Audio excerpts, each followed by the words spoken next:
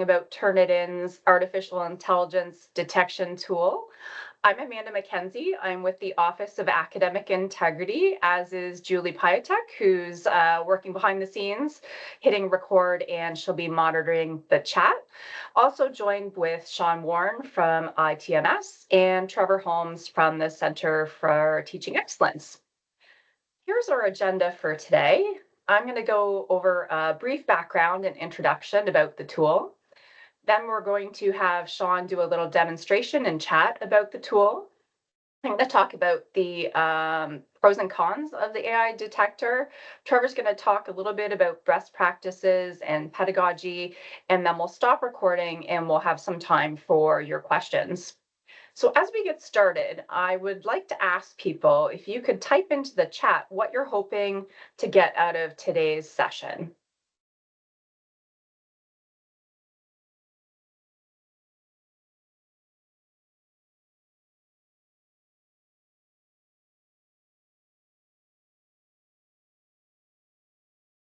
Some people are typing.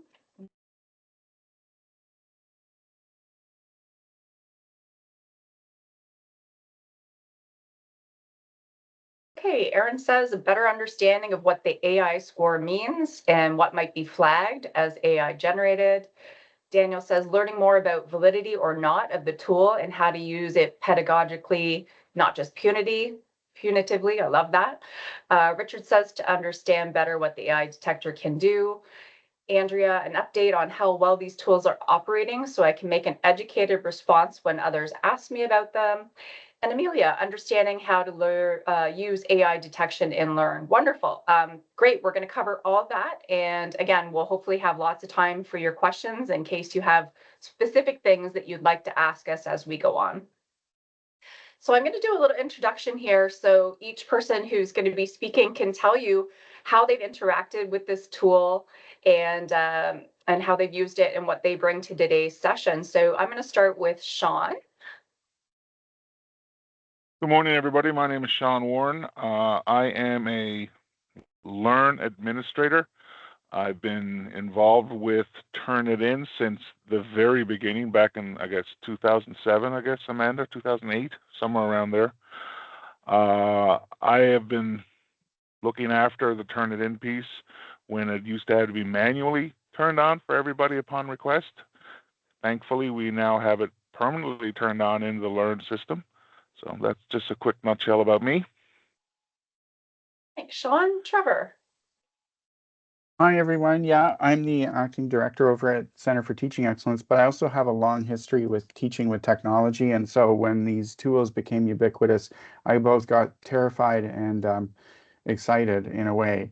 And my position about it, I've been on this co-chairing with Amanda, the standing committee on new technologies, academic integrity, and pedagogies, which has been obsessing about Gen AI for a couple of years now. And I remain both terrified and excited by the possibilities. I do think that we need to really consider how it is affecting our disciplines and the nature of knowledge, and think about the moral and ethical dimensions of encouraging its use, trying to find responsible ways to use any new tech. This seems like one of those big paradigmatic shifts, and we've seen some of these kinds of things before, but and it's old. It's not brand new tech. It's just its ubiquity is a big deal for our teaching and learning. Thanks, Trevor. And I come at this from an academic integrity lens. Of course, generative AI has been a big topic, but it doesn't mean that other forms of cheating aren't happening. So we have contract cheating where we don't know who is creating the work that a student submits, and other traditional things like plagiarism and unauthorized collaboration. So some people are saying that academic integrity has really changed with generative artificial intelligence. I would argue that we still stick to the core facts of academic integrity with working with honesty, trust, respect, responsibility, and fairness and courage. So those things are always going to be the same. I don't believe in an arms race. I know that this technology is only going to get smarter. So if anything, the takeaway from today is to please not think that this is a saving grace with looking at academic integrity and misconduct in students' work. It is only one piece of a consideration. So, all right, I'm going to go into the background now about Turnitin. And as Sean had mentioned, Waterloo's been a client of Turnitin since probably 2007 was when the university started piloting it. I think it's been actually used in courses since 2009. As Sean mentioned, he used to turn it on in each course manually. God love him, back in the day. And now it is actually built in to Learn, so it does not have to be flipped on. It's accessible to all instructors at any time. And when that came to be, we implemented a mandatory boilerplate text about Turnitin in course outlines. And the reason why we did that was to give students a choice, because these tools are a bit, they do have some privacy issues. So we do want to make students aware and have a choice that if a student or if an instructor is going to use it, that the student has the choice to opt out and have another avenue to choose. Of course, our stance is that this is, again, just one tool in the toolbox to use. We hope that people don't use it as a policing function or a punitive function, but more of an educational slant. The tool has some great capacity for feedback for students. And if you enact drafts, students can see where they have made mistakes. And then they have the opportunity to learn and correct them. So I really like people to understand that this is a tool, but we really encourage you to look at it from the educational standpoint rather than as a tool to kind of catch students. We know that the AI detection tool came out. It's been available since 2023. We do pay for it now, and it is in our license, and our license goes until late summer of 2025. Internally, there's been some mixed results. I know Sean could maybe speak to this if people have questions.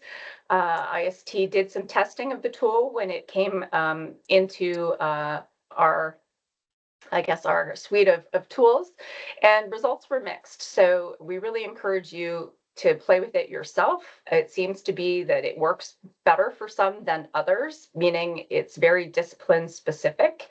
And as Trevor will tell you, he's put his own writing in and it was all flagged as Gen AI. So when you see those kind of things, you just need to have a bit of a caveat with the tool you're working with. So we'll encourage you to explore with it and play.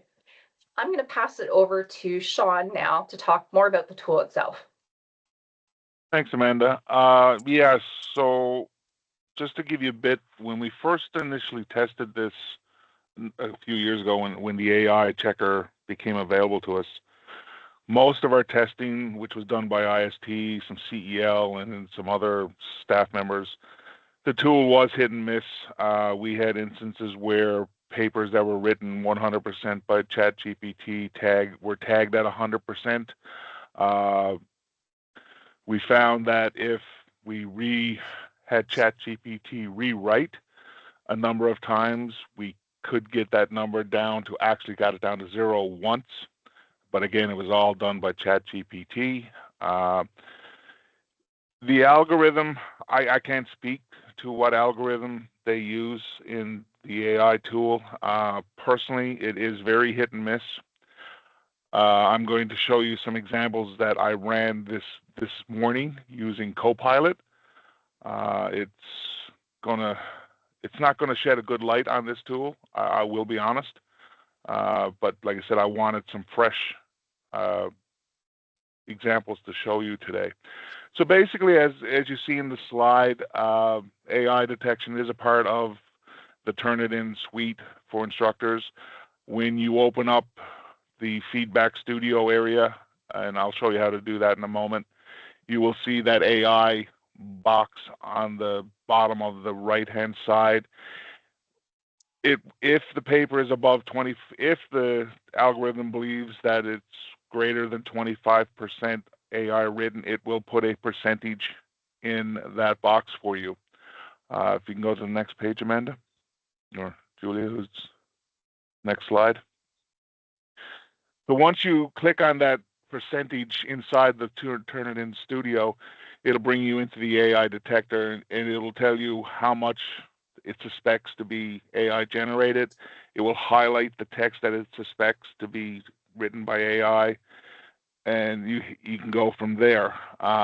There are, the lower the number, Turnitin is stated. Like, if I'll show you what Turnitin says with a paper under 25, it is susceptible to a lot of false positives.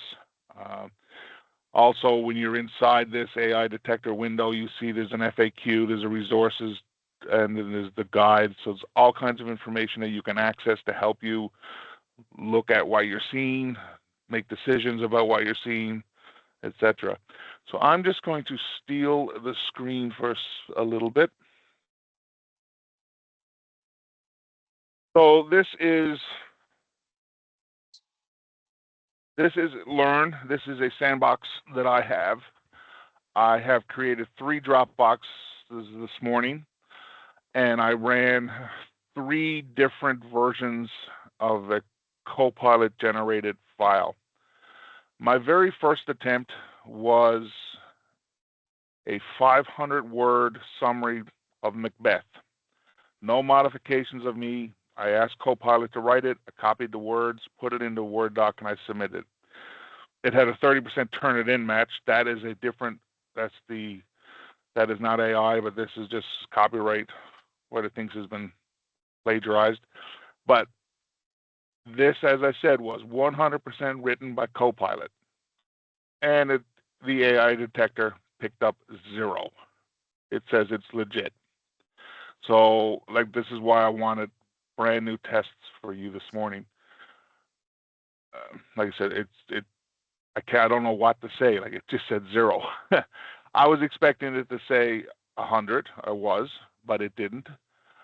I then did another test where I took that same file that was generated, the 500 word, and I made some tweaks and modifications of my own and submitted this mod file. As you can see, the copyright went down because I tweaked it, but the AI portion still said 0.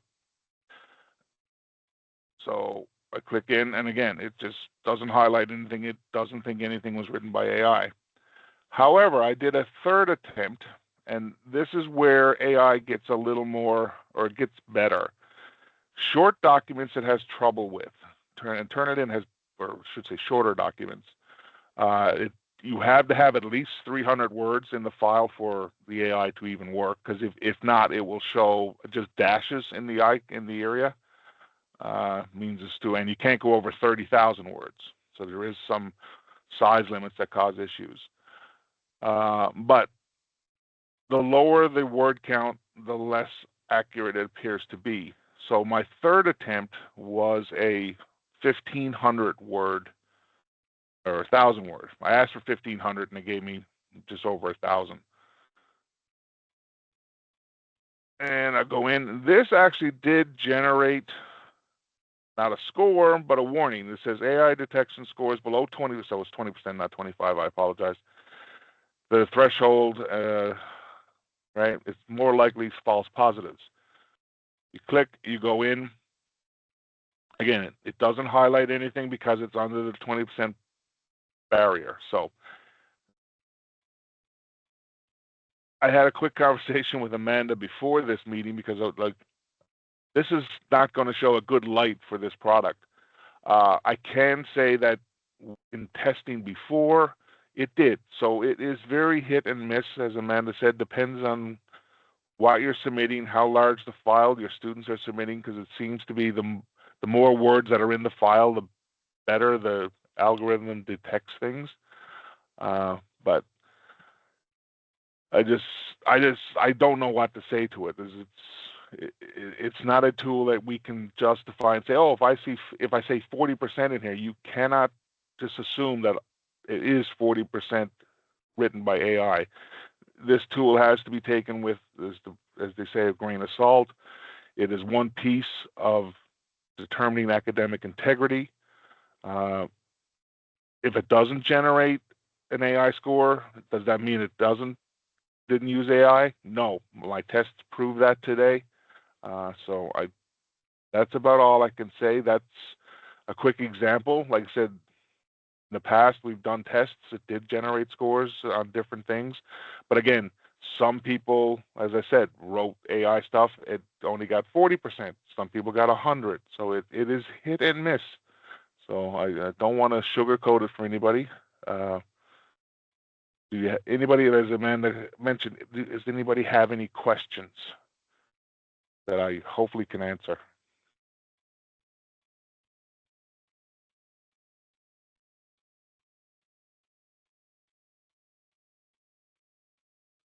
Did you include any prompts about style or audience? No, I did not. I just asked for a straight 500 and a 1500 word review of Macbeth. That was the prompts that I used in Copilot. These were results 2 years ago. 2 years ago when we did testing, as I said, there were, like, we used ChatGPT. So again, I don't know if Copilot has anything to do with it. Again, 2 years ago in our initial testing, we used ChatGPT. There were miss scores there as well. Not as blatant as I've seen this morning, but there were times when, like, we know it was written by ChatGPT and we rewrote it a couple of times and it got down to a 0. Just feeling better. Not sure any updates. I'm not sure We've what. got a hand up from Amir.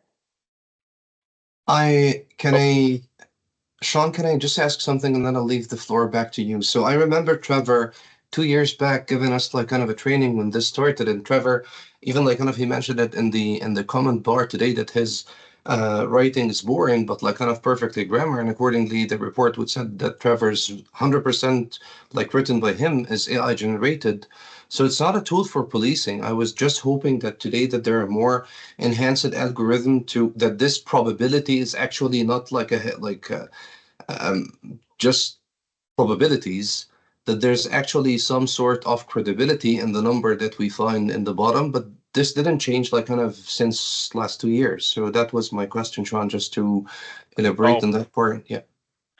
I'm not, to be honest, thinking back, I don't recall seeing anything major about the AI detection updates coming from Turnitin over the past little while. Like, even Turnitin itself hasn't really had any massive changes over the past little while.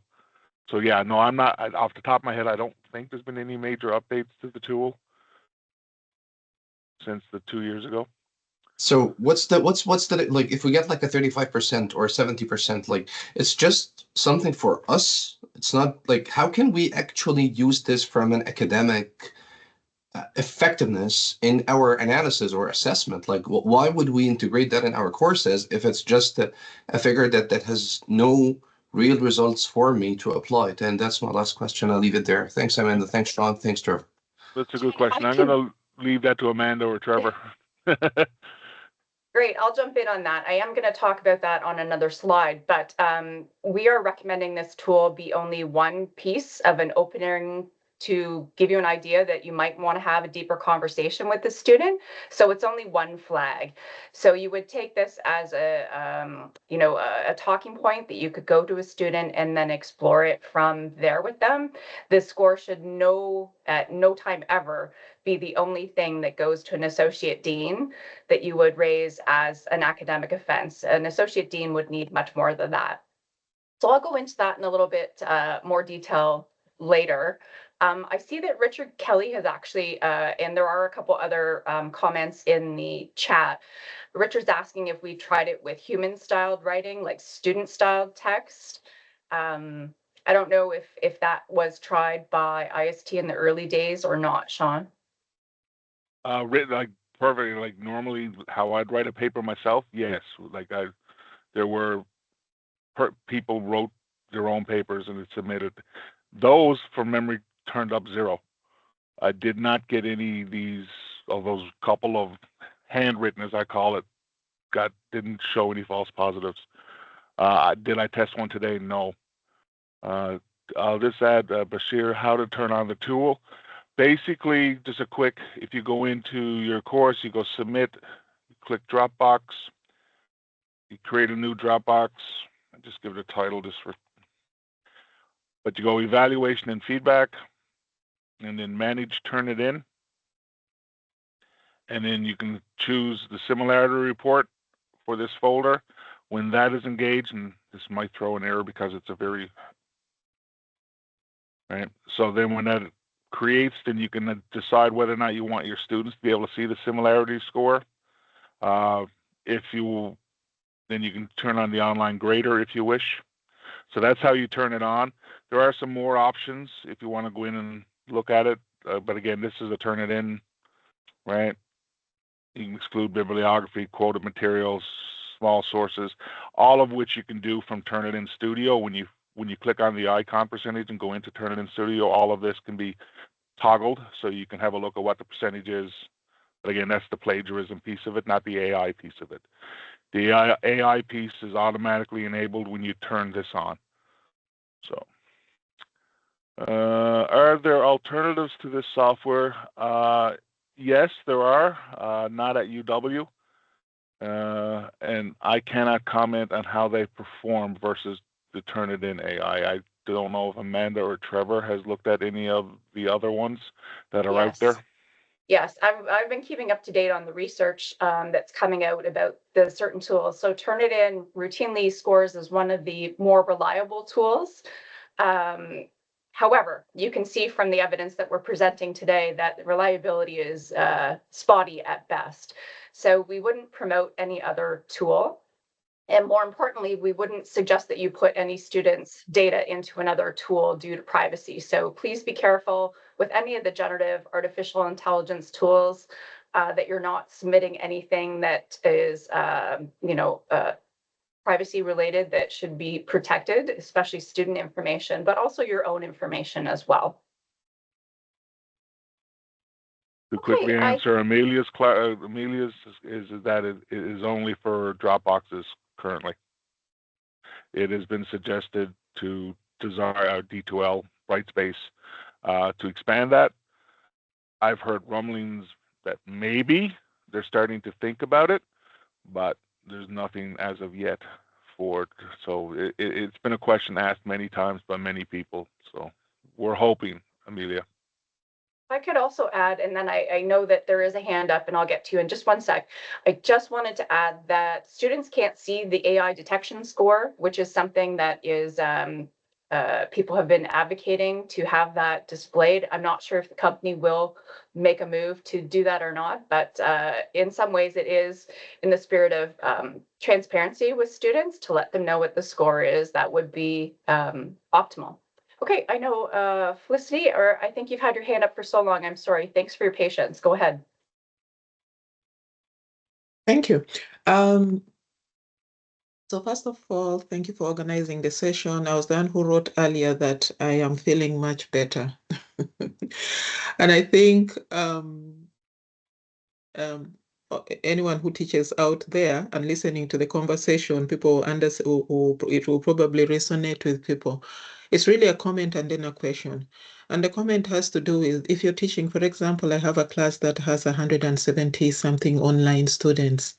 And then you have these scores that are ranging, and it's so wide ranging. Some of the work you see and you think it might be AI generated, but you have probably about 30 or 40 students that now you have to deal with, and you're trying to be careful because you know whatever you submit and forward to the dean has to be backed up with something, So the amount of work our trying to enforce academic integrity related to AI, it's a lot of work, And at the best of times, I feel I'm not doing a good job, because I'm trying to err on the side of caution.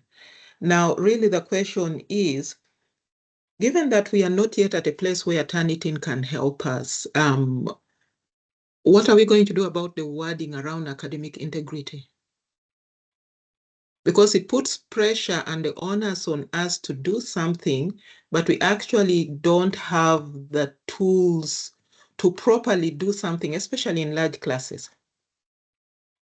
You've identified a very large problem, and it's not unique to instructors here at Waterloo. Higher ed and post-secondary school and even elementary schools are all challenged with trying to validate the originality of students' work. And tools, technology, are not going to be the saving grace to help us do that, which means it's going to take a lot more time and effort. So I totally empathize with what you're saying, especially in a large online course. To keep academic integrity is going to be tough, and it is going to take more time. But I think what's going to take even more time is to really reassess assessments. And maybe, Trevor, I will throw it to you to just talk about for a minute or two about what instructors can do with assessments that might help in this situation. So, Trevor, just before you start that, I just wanted to verify, show everybody what Amanda said, that this is a student view that you see on the screen now. The AI icon is not there for the student. So I just wanted to show what a student would see. So off to you, Trevor. Thanks. Yeah, and the other thing about what the student sees is it still the case that you have to turn it on, turn it in, turn it on for them to see that specifically? By default, is it they don't see their... You have to turn on that setting Right. that says allows learners to see the Turnitin score. Yeah. So over the years, there have been many criticisms of Turnitin and student, intellectual property, and the idea that Turnitin is then owning it, and students don't know what's happening, and it's behind the scenes. So I've always advocated for showing them their report. Now, you can't do that with the AI detection tool automatically, but you could manually share with them whatever it was saying as part of an attempt to iterate writing, or to show them what it's saying about their writing, and to start doing things like developing voice and all that. Impossible in a large class, though. This is this is really key point, is that our whole approach to assessment, when you go to like a teaching center workshop or you read pedagogy books or whatever, people are like, oh, well, make sure you have iterative assignments, and make sure that you have a chance for people to get to do some real-time work and get real feedback on it from peers or you, and then you'll know that they're producing their own writing or text and finding their own voice. And if you allow them to use some kind of tool, for example, Grammarly, around the editing phase, it's now got AI in it. So if you're somebody who has kind of like banned the use of AI, you have to rethink that whole approach as well. So I think it just completely pulls apart what we have done in the past. That said, there's a lot out there about why students cheat. And Amanda's really dialed into that research. I was part of some of the Canadian research on that in the first round in the early 2000s. And it's quite eye-opening to understand from a student's perspective why they would go to a shortcut. And it's not always dissimilar from why we as academics might go to a shortcut. So I guess what I'm thinking is, my current thinking about all of this is, look at what's happening at the level of the disciplines, look at what's happening at the level of the tri-agencies and the granting agencies, and look at the level, look at what's happening in journals, the kinds of consensus that might be growing around protocols for use and when not to use Gen AI. Try to reflect that in your classes, because what is pedagogy other than sometimes an invitation into a discipline? So if your discipline is changing and shifting, and you can use Gen AI to generate some ideas, or to help build a bibliography that you have to have human eyes on to verify, because some tools really fake it, then it's the same kind of thing with students. But if you're doing, you should never use AI tools to peer review a grant application, for example, that you've gotten through being a SSHRC reviewer or NSERC reviewer, because you're essentially potentially wrecking intellectual property by putting something into a big tool that then feeds the beast of training, and that info could appear elsewhere. Similarly, then, maybe you could explain to students why peer reviewing using Gen AI is not necessarily a good idea. But making a peer tutor using Gen AI that gives you feedback might be perfectly legitimate. So there may be some ways that you can press these tools into service for the insights, the metacognitive insights that students need to really see what their reading and writing skills are like. And Susan in the chat mentions Ian Milligan's memo. That is exactly the kind of thing I'm talking about. Look at that memo and go, okay, how does that relate to my students who are learning a discipline? And think of the students as junior researchers. Okay, so then you start making the connection between that and your assignments. And if your assignments are aligned with your learning outcomes and your content, how are you going to do that in a way that is consistent with responsible use of whatever tech tools come in the future? I guess that's like a sort of broad overview. I haven't figured out what to do about 170 students in their discussion posts, or 170 students in a one-off writing piece that you haven't had time to iterate and build, right? It is a problem we're all facing. So Susan I has her guess hand Susan up. has a hand up. Yeah, please go ahead, Susan. Yeah, thanks so much for that, Trevor. And I just want to pick up on that piece because, like everyone else, I'm really struggling with this. And now I'm thinking I'm going back to oldie-timey exams in the gym, 3 hours, make them worth as much as I possibly can, give them a piece of paper and a pencil, and have them write what they know.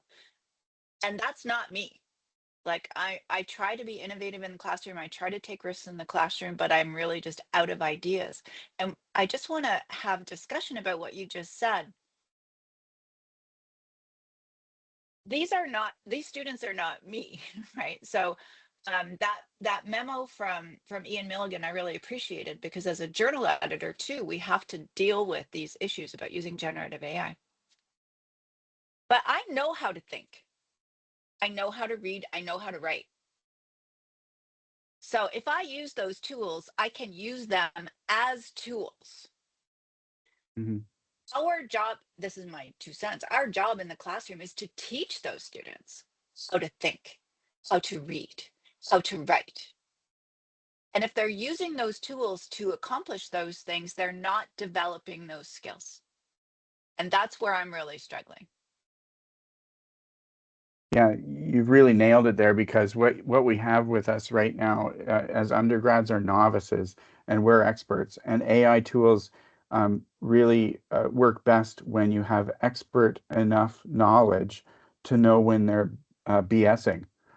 You know, you can verify the veracity of something, or you can verify whether it was done skillfully or not because you're an expert, right?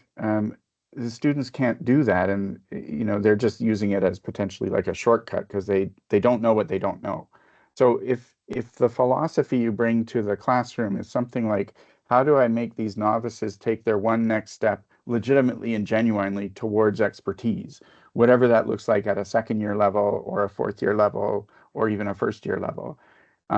If they're novices in their discipline, what is their next step towards expertise? How can they do that in a scaffolded way where they're not using the AI as the scaffolding, but they're learning those tools to be like critical thinkers and flexible thinkers, and being able to apply one thing in a new place themselves, right? Because that's one of the definitions of learning, is to be able to take something you have learned, and the proof that you learned it is you can now apply it in a new context. So I guess I'm getting a little bit philosophical here, but I think that it means we have to really back out of our assumptions and our assignments and restart. And does it mean going to handwriting in gyms? I mean, lots of people are moving that way. Or does it mean, do we go into some kind of European like oral exam model for everything that's got its own problems?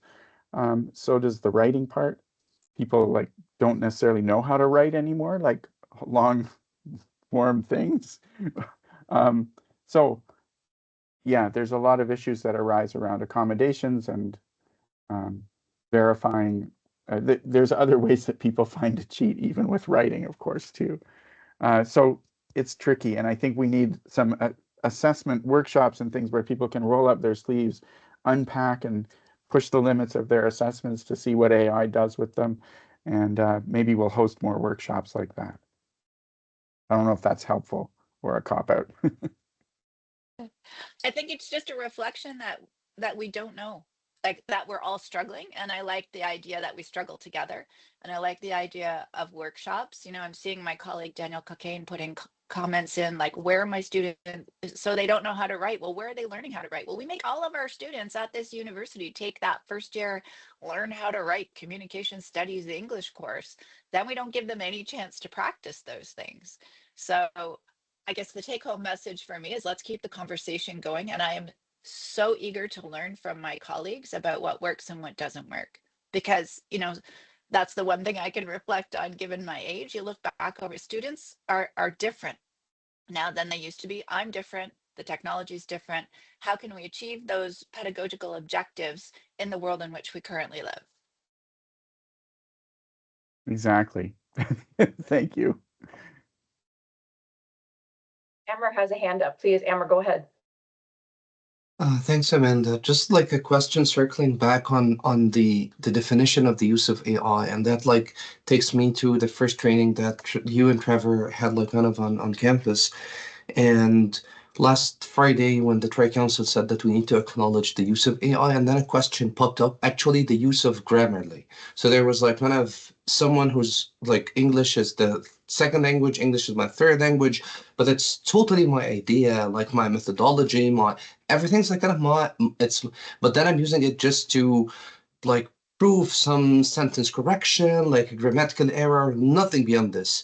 And now like Grammarly is using like kind of an AI model, so we need to acknowledge that. And then we popped up into a completely different question. If you are a reviewer for a Tri-Council grant, you see someone acknowledges that as an AI. So there's a just the ticking the box, yes, I used AI, versus someone who acknowledges I'm not like didn't use AI.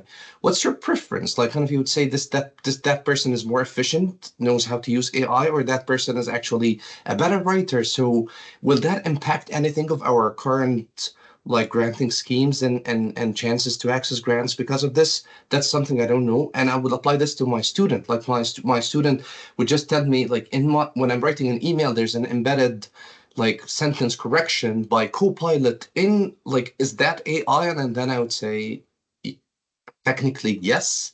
And then he'd say, then I should acknowledge the use of AI in every single assignment. At a time, I use it in just the 5%. And this is unfair compared to someone who totally put the question into a ChatGPT bar and generated the text. I'll leave it here because I just want to be fair to the students. I want to be fair to like kind of when reviewing Tri-Council applications coming and it's too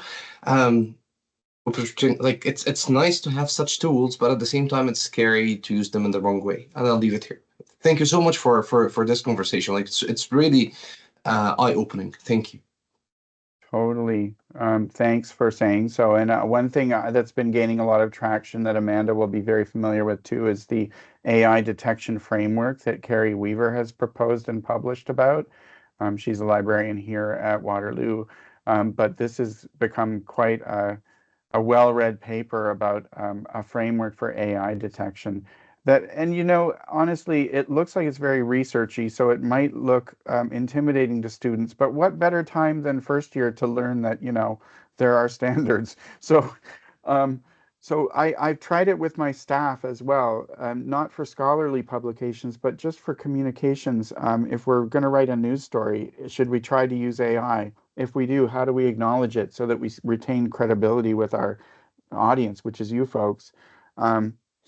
So the aid framework even works for that. You don't necessarily have to use all of it. So I would really recommend this aid framework, and we'll pop in the chat a link to the article where she describes it. For the sake of time, I think we're going to keep moving on. Sean, if you're okay with it, I'm not going to speak to this slide. I think we've kind of covered it, and we will be by all means. Perfect. And we will be posting this video so people can access it as well as the PDF of the slides. At the end, there are also some resources built in with hyperlinks. So I just want to cover some of the pros and cons, and we've kind of really covered most of this. So there are some good things to the tool. We know that it's been proven to be a bit more skilled at identifying Gen AI than humans. So compared to human people that have been tested to recognize what is Gen AI and what is not, machine is always been a bit better. And if you use it as an educational tool, right, as a starting point to show the student their work, what has been flagged, and have a conversation, I know that again, back to Felicia's comment about how much time and effort that takes. It is unfortunately going to take time and effort to highlight what students are doing wrong and how maybe perhaps they've misused the tool, but also to highlight to them how they've perhaps used the tool correctly as well. So on the con side, of course, you've seen that reliability is not guaranteed, and research does show that. We also know that one of the things that students are doing is they know how to game the system with any detection tool, whether it be plagiarism or Gen AI, they know how to game the system. So they might put something that they've got from ChatGPT through another spinner, which will make it sound less Gen AI. And therefore, each time they do that, research has shown that the tools can't even detect that at all. So really, it's a no-win situation with how students can leverage that software. So we really do need to pay attention to other ways that we can mitigate that use.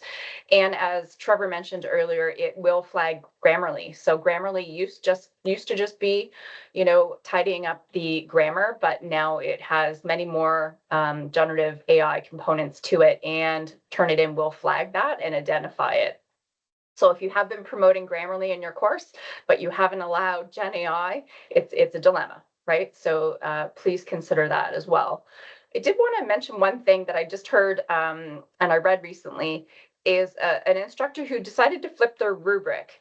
And by that, what she did was assuming that all students now have access to Gen AI and are more likely than not to use Gen AI, how should I be grading their work? So she really flipped it with saying, I expect that your grammar and everything else to be absolutely perfect. Because if you're using these tools, which I'm assuming you are, your grammar should be spot on. The other part that she put in her rubric was a personal voice. So one of the things that Gen AI does is it's very bland, as Trevor wrote, bland, doesn't have a voice, doesn't have a personality. So making sure that their work reflected those things. So she kind of reverse engineered her rubric to assume that students were going to use it. And I thought that was a really brilliant idea. Going on a little bit now, I just wanted to share these two quotes, just again, to hit home about why these tools are only one part of, uncovering if students have used Gen AI. So we know that they can use other things, and the accuracy of these tools is going to keep decreasing. And we've known that students can bypass these tools by using other spinners and paraphrase things, and those are not picked up by the algorithm in any AI detection tool, not just Turnitin. It's an arms race is not going to win the battle with Gen AI. So I'm going to pass it to Trevor now to talk about some of the best practices and what we can do going forward. Trevor. Sure, and I think we've already mentioned a couple of these, so I will be brief.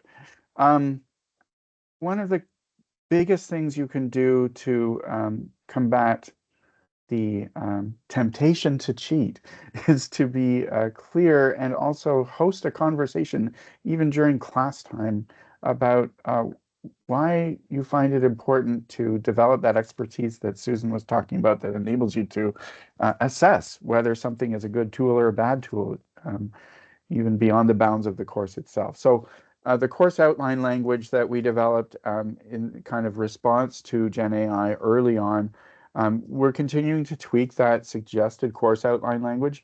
Waterloo, in its infinite wisdom, as usual, is leaving it to individual professors rather than setting up clear guideposts. So you need to decide for yourself how you will situate Gen AI in your course outline. Not putting anything about it in there is probably a bad idea, because there are a lot of assumptions around the campus about the default. If it's not in your syllabus, maybe that means I can use Gen AI as a student. Whereas a lot of instructors are like, well, if I don't put anything in, clearly the university is saying like that the default should be that we're not allowed to use it. So there's some contradictions out there. So it is a good idea to put something in your course outline about the use and your expectations. The other thing people say is try it yourself. And if not yourself, ask a teaching developer to help break your assignment. Like put in your assignment prompts into like a private Gen AI tool like UW's Copilot and see what happens. See what kinds of outputs you can generate with different kinds of prompts. Then think about how you might incorporate something like Copilot into your actual teaching and learning. Talking with your students about Gen AI, I should go back to our tip sheet at CTE about that and see if it needs updating. But we have a tip sheet about how to talk, with your students about X, and like how to talk to your students about Gen AI. It sounds almost like one of those parenting things, like how to talk to your students about alcohol or something. This is worth conversing about even when we don't have all the answers ourselves. It is a changing terrain. Every week something new comes out that affects our own disciplines and how we can conduct them, whether it's code, whether it's images, whether it's text. And some people will make metaphors like this is just like when graphing calculators came out and people had to rethink the whole of pedagogy in math. It is and isn't like that, but it is that level of like, oh no, what do we do? Incorporate somehow Gen AI into your course with the caveats about there being more responsible and less responsible ways with regard to the environment, with regard to labor issues, with regard to copyright and privacy. So become familiar with some of the ways that you can mitigate, for example, the high drain on electricity and water use by using thinner tools that are like very specific to tasks. There are a few suggestions for each of these kinds of ethical concerns on the slide deck that the support units created, and it is available through the AVPA's website that Amanda, I think, linked to in the chat earlier.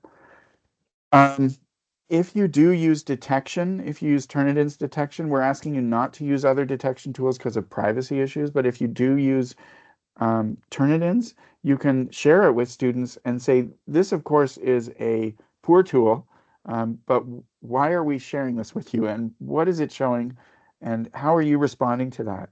Don't use it as a mousetrap. Use it as more like okay, what does this entail about your writing, our relationship together of trust as a teacher and a student with students?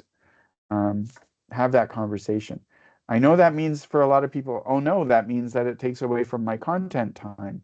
On some level, yes, but on another level, we're also building skills, and the critical thinking around this new tech is a skill in whatever discipline you're in. So maybe next slide. Thanks. So with regard to why students cheat or why we cheat or are tempted to take that shortcut at midnight when there's a deadline or something, transparency is so important. Building trust is so important.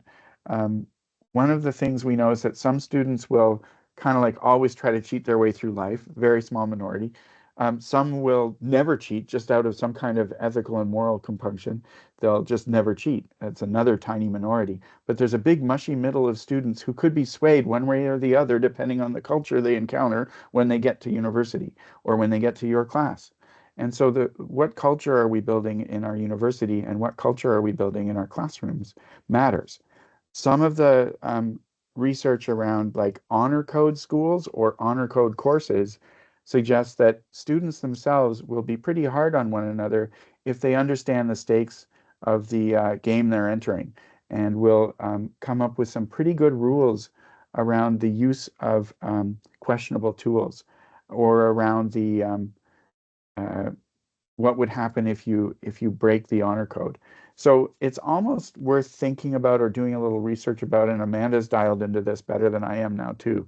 The research around building a certain kind of community in your course from the very beginning, in which students and students are connecting with other students, they're connecting with the content, and they're connecting with you in like more honorable ways. That sounds really odd in some ways.